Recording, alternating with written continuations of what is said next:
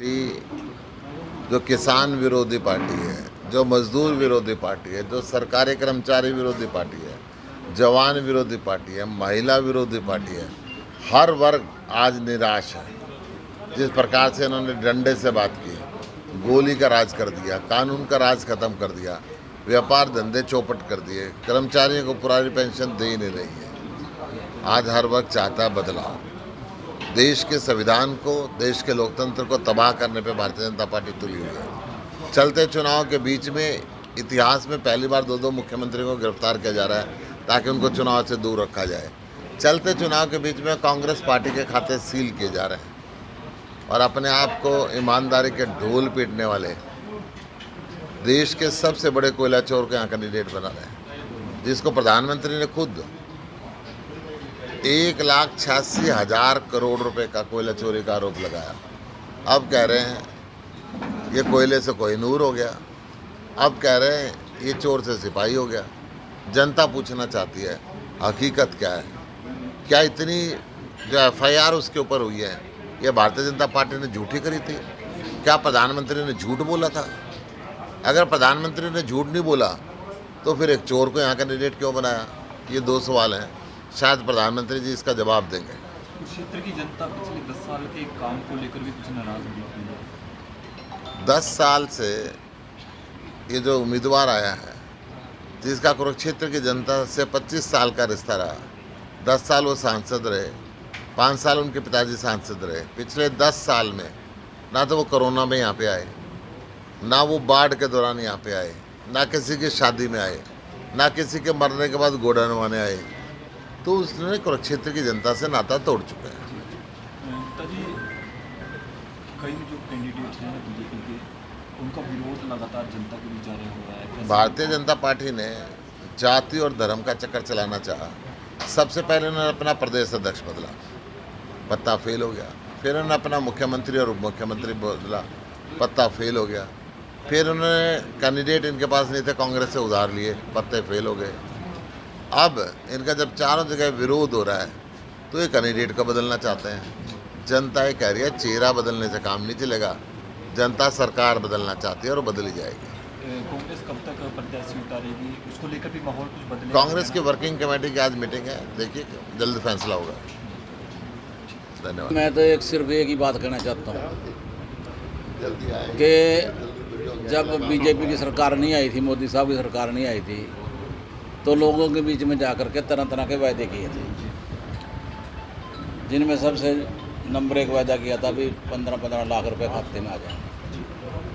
अगर 15 लाख रुपया किसी के खाते में आया हो, किसी गांव के खाते में आ गए हों, किसी विशेष व्यक्ति के खाते में आए हों, तो वो अपनी वोट को मोदी को पाना चाहिए। और अगर ना आए हों फिर तो कोई धर्म नहीं बनता, वोट उसकी नहीं बनती। इसी प्रकार से 2 करोड़ नौकरियों का वायदा किया था आपके सामने, भाई पर साल 2 करोड़ नौकरियां युवाओं को देंगे। अगर युवाओं को 2 करोड़ नौकरियां मिल रही हों हर साल, तो फिर सारे के सारे युवाओं को, चाहे वो खुर्दमन के युवा हैं चाहे कहीं के भी हैं, मोदी को वोट पाओ। हम नहीं रोक सकते, लेकिन अगर कोई किसी की नौकरी लगती ना हो, अब ये HKRN जो इन्होंने बनाया है, ये DC रेट है, इसको समझ नहीं रहे लोग। हम तो समझते क्योंकि हम तो विधानसभा में घूम फिर के आते हैं। अब ये DC रेट पे ले रहे हैं, ना तो DC रेट पे पक्का होता है, ना ही उसकी तनख्वाह बढ़ती है, ना ही कुछ, जब मर्जी निकाल दो। और प्रचार क्या करते हैं कि बिना पर्ची के, बिना खर्ची के नौकरी दे रहे हैं। अरे DC रेट पे तो पहले भी बिना पर्ची खर्चे की नौकरी मिलती थी, उसमें MLA दे देते थे, उनकी इज्जत सी हो जाती थी। तो अगर तो नौकरियां मिल रही हो सरकारी सबको, फिर तो उसको वोट पाओ मोदी को, और नहीं तो पाने की ज़रूरत नहीं है। अगर डीजल का रेट 35 रुपये हो गया हो पर लीटर के हिसाब से, जो वायदा किया था, 400 रुपये सिलेंडर हो गया वो जो वायदा किया था, किसान की आमदनी दुगनी हो गई जो वायदा किया था। अगर ये सारे काम हुए हैं फिर तो भाई सारे के सारे मिल करके हम भी उनके साथ लग जाएंगे, लोगों के साथ मोदी को वोट डाल देंगे। लेकिन अगर एक भी वायदा पूरा नहीं होया फिर तो धर्म नहीं बनता इसको वोट पाने का। फिर तो सुशील गुप्ता बैठे हमारे बीच में, जी इससे बड़ी आदमी है क्या जिंदल? क्यों पाएंगे उसको? उसके ऊपर तो खुद इन्होंने चार्जेस लगाए थे, खुद कहा था कि भाई मुकदमा भी दर्ज किया था, इसने तो कोयले की चोरी करी है, कहा था ना। तो अब कोयले की चोरी करी है, वो लोग क्या बैठे था बेचारा उधर जा करके साउथ अफ्रीका के अंदर, उसको पकड़ करके लेकर के आए भी चुनाव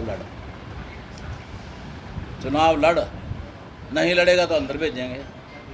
अब वो चुनाव लड़ता है तो वो तो साफ़ सुथरा हो जाता है, अगर नहीं लड़ता है तो फिर अंदर करेंगे। यही बात है सिर्फ। जो इनके खेमे में चले गया तो साफ़ सुथरा हो गया, और जो नहीं गया वो फिर करप्ट का करप्ट है ही।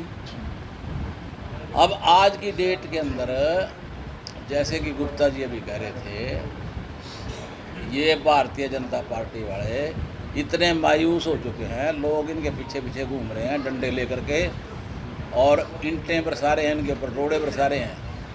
ये अपने कैंडिडेट चेंज कर रहे हैं।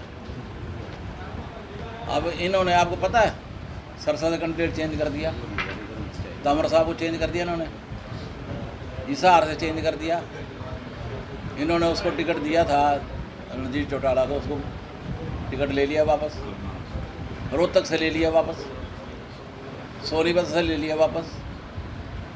अब कुरुक्षेत्र से भी जिंदल का टिकट वापस लेने की सोच रहे हैं।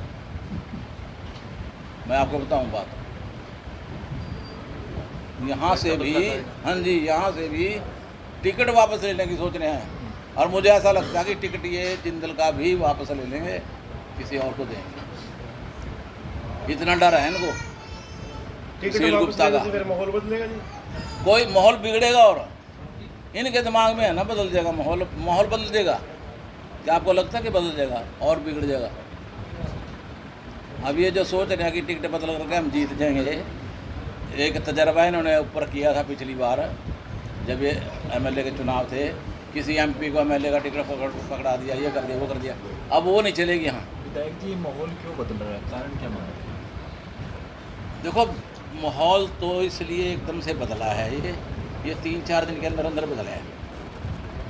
3-4 दिन के अंदर अंदर जो है, हमारे सुशील गुप्ता जी वैसे तो सबसे आगे थे पहले ही, लेकिन ये सुपर आगे हो गया, सुपर आगे, बहुत वोट से जीतेंगे।